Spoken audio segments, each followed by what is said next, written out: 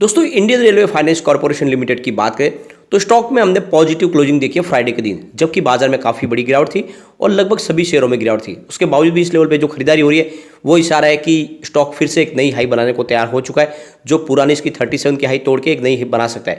लेकिन बाजार साथ देना चाहिए। अगर बाजार में गिरावट होगी तो हर शेयर नीचे आएगा, लेकिन आप ये समझ सकते हो इस लेवल पे कुछ पॉजिटिव संभावना है और आने वाले समय फरवरी में जो बजट आने वाला है उसके बाद तो यहाँ पे ज़बरदस्त तेजी की संभावना बनेगी ही बनेगी।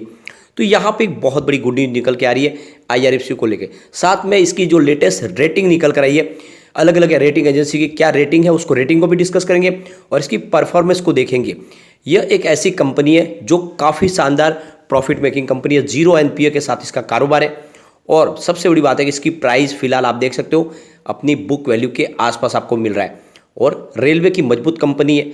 जो आपको समझ में आ रहा है कि सरकार ने जिस तरह से इसमें इसके लिए जो रास्ते खोल के रखे वो काफ़ी शानदार है। एक तरफ तो आप देख सकते हो कि खर्च बिल्कुल नहीं है, दूसरी तरफ जो भी ये फाइनेंस प्रोवाइड करते रेलवे को उसकी सारी गारंटी सरकार लेती है।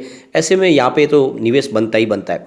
तो बहुत सारी बातें जिसको इस वीडियो के माध्यम से डिस्कस करेंगे। सबसे पहले अगर हम बाजार की बात करें तो फ्राइडे को BSE सेंसेक्स में हमने 59,900 पर क्लोजिंग देखी है। 452 पॉइंट की गिरावट थी, 0.75% गिरा बाजार। वैसे अगर आप देखें तो बाजार की शुरुआत पॉजिटिव हुई थी, लेकिन उसके बाद में बाजार में गिरावट शुरू हुई और इस लगभग 650 पॉइंट की गिरावट भी हुई। उसके बाद बाजार कुछ रिकवर हुआ, लेकिन फिर भी 60,000 का स्तर हमने टूटता हुआ देखा।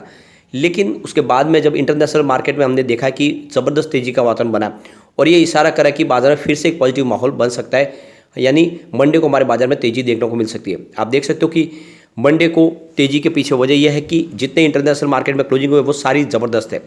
डाउ जोन्स की बात करें तो 33,630 के स्तर पे 2.13% की ज़बरदस्त तेज़ी थी। S&P 500 की बात करें तो 3,895 के स्तर पे 2.28% की बम्पर तेज़ी देखने को मिली। नेस्डैक कंपोजिट की बात करें तो 10,569 के स्तर पे 2.56% की तेज़ी और रजल 2000 इंडेक्स की बात करें तो 1,792 के स्तर पे 2.26% की तेज़ी। और अगर ऐसी ही तेज़ी हमारे बाजार में हो जाती है तो एक ज़बरदस्त तेज़ी का दौर आ सकता है। और जो गिरावट हुई अभी तक तो ऑल टाइम हाई बाजार ने बनाई थी 1 दिसंबर को, उसके बाद 3500 पॉइंट की गिरावट हुई है, तो उसमें लगभग आधी रिकवरी हो सकती है और ऐसे में ज़बरदस्त माहौल पॉजिटिव बन सकता है। लेकिन इसके हमें मंडे का इंतजार करना होगा। सिर्फ अभी टेंशन है तो सिर्फ FI का जो लगातार अभी भी बिकवाली कर रहे हैं। यहाँ पे अगर हम IRFC की बात करें तो स्टॉक 32.80 पे क्लोजिंग देने में कामयाब रहा है, जहाँ पे हमने 0.15% की तेज़ी देखी है। और ये जो तेज़ी है भले कम हो लेकिन क्लोजिंग ग्रीन है, ये बड़ी बात हो जाती है और यहाँ से कुछ सिग्नल पॉजिटिव निकल के आ रहे हैं। अब पिछले एक साल के हिसाब से जिसने भी इसमें निवेश किया उसको 42% का पॉजिटिव रिटर्न देखने को मिला है। लॉस तो फिलहाल बिल्कुल नहीं है, 22 का आसपास स्टॉक था, लेकिन जिसने भी 6 मंथ पहले निवेश किया उसको ज़बरदस्त रिटर्न मिला है 64% का। स्टॉक 19 पे आ चुका था उस समय, उसके बाद इसने बाउंस बैक दिया ज़बरदस्त। यहाँ पे अगर आप देखें तो 1 मंथ के हिसाब से भी 1.86% की तेज़ी देखने को मिल रही है और 5 डेज़ के हिसाब से 0.61% की तेज़ी है। तो इसकी गिरावट सारी थम चुकी है, कहीं पर भी आपको नेगेटिव रिटर्न देखने को नहीं मिल रहा है। ये बहुत बड़ी बात हो जाती है। अब यहाँ पे जो सबसे बड़ी बात निकल के आ रही है, गवर्नमेंट आने वाले समय में जितने भी रेलवे ट्रैक है वो सारे के सारे ऑटोमेटिक सिग्नलिंग सिस्टम पे लेस करने वाले, जिससे आने वाले समय जो दुर्घटना होती है वो भी रुके और रेलवे की जो स्पीड वगैरह है उसको भी तेज़ी से आगे बढ़ाया जा सके। यानी आने वाले समय में इसकी शुरुआत तेज़ी से बढ़ते हुए रेलवे के लिए एक नया रिवॉल्यूशन आने वाला है। और इसके लिए अब देखें तो गाजियाबाद पंडित दीनदयाल उपाध्याय सेक्शन है, इस सेक्शन के ऊपर देखें तो ये इंडिया का पहला सबसे बड़ा ये रेल ट्रैक है जो ऑटोमेटिक सिग्नल सिस्टम से अब लैस हो चुका है। तो ये इंडिया का सबसे बड़ा लॉन्ग रूट है जो ऑटोमेटिक सिस्टम से अब लैस है और यहाँ पे सिग्नल के माध्यम से आप देखें तो ये जो 762 किलोमीटर का एक लॉन्ग रूट है। अब इस ऑटोमेटिक सिग्नल रूट की वजह से देखें तो एक तो ट्रेन की कैपेसिटी भी बढ़ेगी, यानी ज़्यादा ट्रेन के फेरे बढ़ाए जा सकते हैं। सारा का सारा ऑटोमेटिक सिस्टम है और इसमें कोई भी मैनुअल नहीं है। दूसरी तरफ आप देख सकते हो कि रेलवे की स्पीड भी बढ़ा सकते हैं और जो दुर्घटनाएं होती है उसमें कमी आएगी। और सबसे बड़ी बात यह है कि एक ही ट्रैक पे एक ऑटोमेटिक सिस्टम के हिसाब से काफ़ी ज़्यादा ट्रेनें चल सकती है। और सबसे बड़ी बात है कि बीच बीच में जिस तरह ट्रेन रोकी जाती थी, ट्रेन लेट हो जाती, वो सारी अब यहाँ पे प्रॉब्लम सॉल्व होने वाली है। तो एक तरह से ये बहुत बड़ा एक अचीवमेंट है। तो यहाँ पे आप देख सकते हो डिजिटल और मॉडर्न टेक्नोलॉजी के माध्यम से अब सारे के सारे रेलवे के जो ट्रैक है ऑपरेट होंगे। यहाँ पे आप देख सकते हो जिस तरह से धीरे धीरे ये जितने भी रेलवे ट्रैक है उनको ऑटोमेटिक सिग्नल सिस्टम लगाया जाएगा। बहुत सारा इन्वेस्टमेंट होने वाला है और ये सारा इन्वेस्टमेंट IRFC की तरफ से प्रोवाइड किया जाएगा। तो ये समझ सकते हो कि शुरुआत हो चुकी है बजट के पहले और आने वाले समय बजट में और बड़ी अनाउंसमेंट होने वाली है। तो कुल मिला के एक तरह से ये IRFC के लिए काफ़ी शानदार समय दिखाई दे रहा है। पिछले कई समय से देखें तो ये नई जो गवर्नमेंट है ये लगातार रेलवे के ऊपर काफ़ी ज़्यादा खर्च कर रही है। फाइनेंशियल ईयर 2022-23 की बात करें तो जो बजट था वो हाईएस्ट करीब 2,45,800 करोड़ रुपीज़ का बजट रेलवे के लिए सैंक्शन किया गया था। इसके अलावा फाइनेंशियल ईयर 2020-21 की बात करें तो 1,55,181 करोड़ रुपीज़ का था। और यहाँ पे अगर देखें तो 2014 से 19 के बीच में जो बजट था वो 19,178 करोड़ के आसपास था।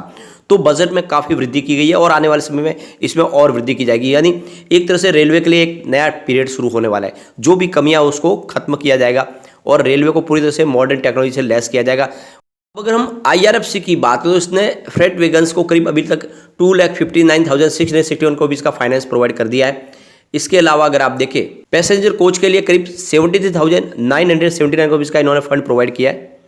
प्रोजेक्ट एसेट के लिए करीब 2,22,307 करोड़ का इन्होंने फंड प्रोवाइड किया है। फाइनेंशियल 2021-22 की बात करें इनकी जो प्रॉफिट ग्रोथ है वो 37.91% के आसपास है। इनका 0 NPA है क्योंकि इनका जो भी इन्होंने जो फंड प्रोवाइड किया है रेलवेज को उसका सारा का सारा जो गारंटी है वो गवर्नमेंट लेती है। ऐसे में इनका जो NPA है 0 है। फॉर्च्यून 500 में इसकी जो रैंक है वो 96 नंबर की है। अब यहाँ पे अगर IRFC की फंडिंग की रेटिंग देखें तो ICRA की तरफ से, इसके अलावा क्रिसिल रेटिंग की तरफ से और केयर रेटिंग की तरफ से इनको AAA की रेटिंग मिली है जो काफ़ी शानदार रेटिंग है। इसके अलावा मूडीज़ की रेटिंग देखें तो Baa3 की रेटिंग मिल रही है। इसके अलावा फिच रेटिंग ने इसको BBB की रेटिंग दी हुई है जो काफ़ी शानदार है। तो ये आप समझ ही सकते हो इसकी रेटिंग बहुत अच्छी है। इसके अलावा इनके प्रॉफिट और रेवेन्यू को देखें, इनकम को देखें तो लगातार बढ़ रहा है और ये ग्राफ आपको तेज़ी से बढ़ता हुआ दिखाई देगा। और इसमें आप समझ सकते हो कि ये कंपनी वाकई में एक बड़ा मल्टीबैगर है। इसके अंदर कोई भी आपको कमी नहीं दिखाई देगी। फंडामेंटली मजबूत कंपनी है, कोई भी खर्च नहीं है। सिर्फ 37 एम्प्लॉयज़ कंपनी को रन कर रहे हैं और होटल अशोका से ये ऑपरेट हो रही है कंपनी। ऐसे में आपको इसमें दाव बिल्कुल लगाना चाहिए। जो शॉर्ट टर्म इन्वेस्टर है वो प्रॉफिट बुक कर सकते हैं क्योंकि यहाँ पे एक जो चिंता है वो है FI की तरफ से। पिछले दिसंबर से ही लगातार FI बाजार में बिकवाली कर रहे हैं और इस जनवरी में भी उनकी बिकवाली जारी है।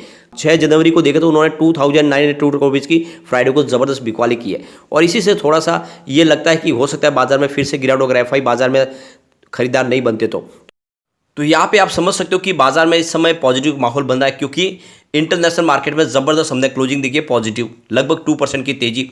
तो हो सकता है इस हिसाब से हमारा बाजार भी तेजी के साथ ऊपर खुले और यहाँ पे अगर बाजार तेजी के साथ आगे बढ़ता रहे तब तो आपको इस समय वेट करना है प्रॉफिट बुक करने के लिए। लेकिन अगर बाजार में गिरावट का माहौल बने तो शॉर्ट टर्म इन्वेस्टर को प्रॉफिट बुक कर लेनी है, लॉन्ग टर्म इन्वेस्टर को बने रहना है। ये स्टॉक वाकई में एक बड़ा मल्टीबैगर है जो आने वाले समय आपको मालामाल कर देगा। अगर आप साल 2 साल के इसको स्टॉक को होल्ड करेंगे तो ये 3 डिजिट में जाता हुआ दिखाई देगा। लेकिन फ्रेंड, कोई भी इन्वेस्टमेंट करने से पहले अपने फाइनेंशियल एडवाइजर के बारे में ले ले या अपना खुद का रिसर्च करें क्योंकि मैंने वीडियो आपके एजुकेशनल पर्पज़ के लिए ही बनाया। वीडियो पसंद आए तो लाइक शेयर जरूर कीजिए और चैनल को सब्सक्राइब कर दीजिए। Thank you friend.